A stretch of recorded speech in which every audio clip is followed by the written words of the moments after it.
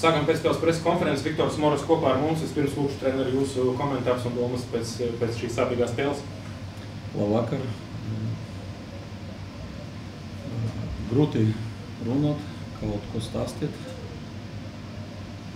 Kā vienmēr, ja zaudē komanda, tad zaudē treneris.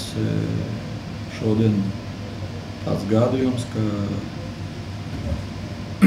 protams, atbildība uz manim, uzņemos atbildību par zaudējumu. Daudz ko teikt par kaut kādam taktiskam lietam vai kaut ko citu, tagad negribas. Lūdzu, jautājumu. Cik daudz šodien sanāca no tā, ko tieši gatavoja spēlē, cik daudz izdevās? Kaut kas izdevās uzbrukumā. Tādas lietas izmantojot spēlētāju ātrumu, bet gaidījām dažiem no viņiem, no ātriem spēlētājiem drusku vairāk.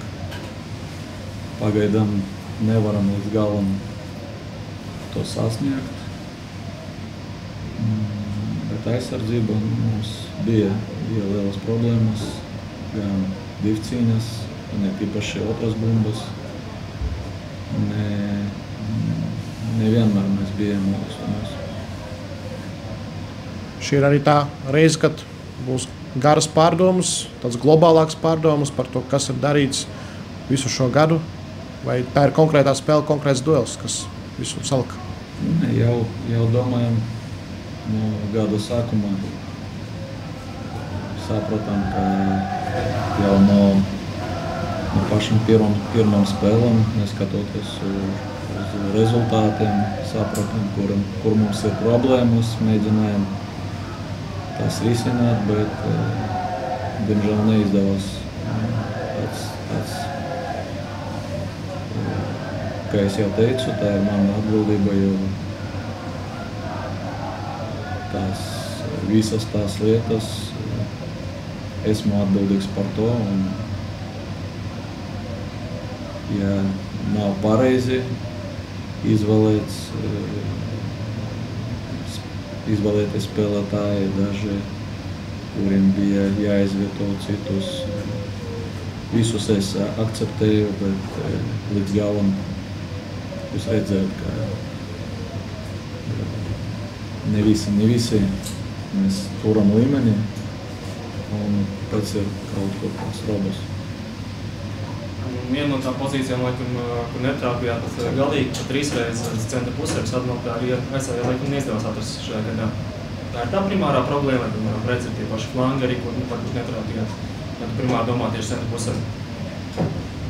Jā, jūs redzēt, ka centra mums spēlētāji, kuri mums bija iepriekšējā gadā. Saprotam, ka Dmitriem nav viegli spēlēt, kad viņš spēlē pārējie. Viņam vieglāk kāds prietaļi. Tā ir problēma. Šodien mēs it kā gribējām paņemt bumbu zem kontroles ar viņa palīdzību, bet ne viss arī tajā aspektā izdevās. Sastāvā komplikācija tā ir viena lieta, kas varbūt vēl tās citas problēmas, kas jau iezīmējas uz jau sezonas sākumā, par ko jau varbūt iekšēnē runāt, varbūt ne tik daudz zauru, bet iekšēnē jau apspriedāt. Ir problēmas arī citas, protams. Visi saprot, visi zina par aktuālām problēmām un nav ko vēl apspriest. Tā globāli domājot, pirms 7 mēnešiem uzvarējāt Amsterdamas Ajax, tāds augstākais punkts, laikam, šim RFS modelim, mums pār tev RFS klubā. Tā ir, laikam, tāds zemākais punkts varētu teikt sasniegts. Jau pēc tās spēles mēs zinām, ka tas vairs nebūs tāds pats modelis. Tas jau ir cits modelis un pagaidām neizdodas izdarīt šo modeli tā, kā gribētos. Transferu bloks jau ir cietumā un brīvās aģents, laikam, dabūt klāt, bet teorētiski par šādu sastāvu būs arī jāturpina cīņa virslīgā. Kā tu redzi par tu varbūt pat ne tālāk nākotnē, bet tuvāko nākotnē, šos tuvākos dažus mēnešus, vai spēsiet sastādīt nopietnu konkurenci Rīgā, un cik kā es pat skaties uz to titulu cīņu šobrīd, morāli, fiziski, cik tā esat visam vispār gatavi šobrīd?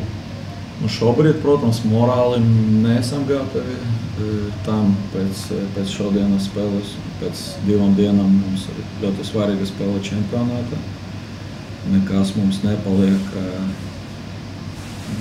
jāatgūstās, ja esam stipri mentāli, morāli, mēs sagatavosimies fiziski.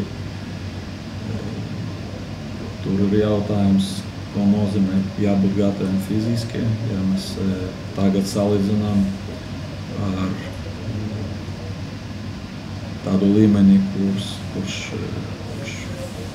kuru mēs gribam sasniegt. Tad, protams, tas nav viegli arī ar savainotiem spēlētājiem, jo viņi atgriežas un šodien mēs gribam redzēt, piemēram, īsmu vairāk skatoties uz to, kas bija pirmajā puslaikā un otrajā puslaika sākumā, bet saprotam, ka viņam nebūs viegli un arī rezultātā bija tāds krampis. Daudzas līdzīgas lietas var notikt, bet cīnīsimies ar šo sastāvu, mēģināsim izdarīt visu iespējamo, lai mēs cienīgi konkurētu ar labu pretinieku. Agrāk vienmēr gan Artjoms, gan arī tu uzsvērāt, ka jums labas attiecības ar vadību, savstarpēji ļoti labu uzticību, vai vasaras laikā tas joprojām saglabājies, vai tomēr kaut kas mainījies, var bijušies par sarunas ar vadību jau Eiropas laikā uz izstāšanos? Nebija pagaidām, neapspriedām neko. Tagad, kad mēs jau neturpinām cīņu Eirokausos, varbūt vajadzēs parunāt.